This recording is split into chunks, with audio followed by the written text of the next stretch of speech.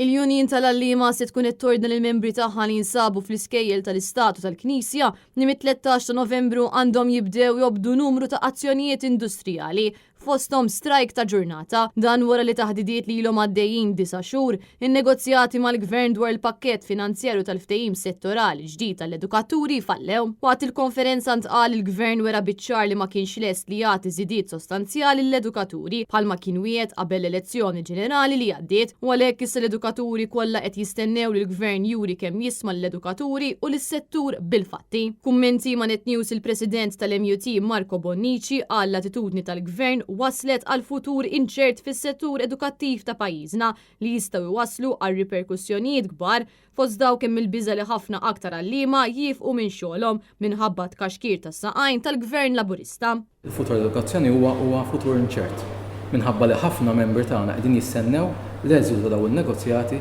biex jieħdu deċiżjonijiet. Kemm jekk jibqgħux fil-professjoni, kemm jekk ifittxux postijiet oħra u kemm anke żgħażagħ jekk hux qed iħarsu lejn il-professjoni biex jidħlu fiha.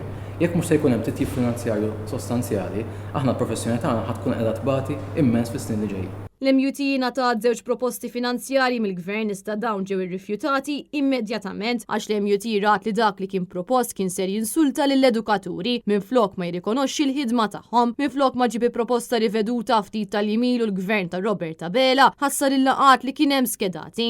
U għalhekk l-MUT aċċennat li jekk il-Gvern se jmexxi s-settur edukattiv biċ-cheap labor, l-MUT se tkun fuq qudiemnet sabiex topponi u tħares l-interessi tal-edukaturi. Aktar tard matul il-jum l-MUT publikat id-direttivi li għandhom isegwu l-allima fl-iskejjel ta' statu tal-Knisja. Fost dawn id-direttivi hemm li ma jistgħux jagħmlu laqat mal-ġenituri jew Parents Day, l-edukaturi m'għandhomx jippreżentaw lista ta' attendenza tal-istudenti kif ukoll li m'għandu jkun hemm l-ebda kuntatt permezz ta' komunikazzjoni online. Intant l-azzjonijiet industrijali se jidħlu fis-seħħ minn nhar it-tnejn li ġej fl-iskejjel tal-Istat kif ukoll tal-Knisja fil-waqt li jinkludu strajk ta' ġurnata li se jseħħ it-tnejn 27 ta' Novembru li ġej.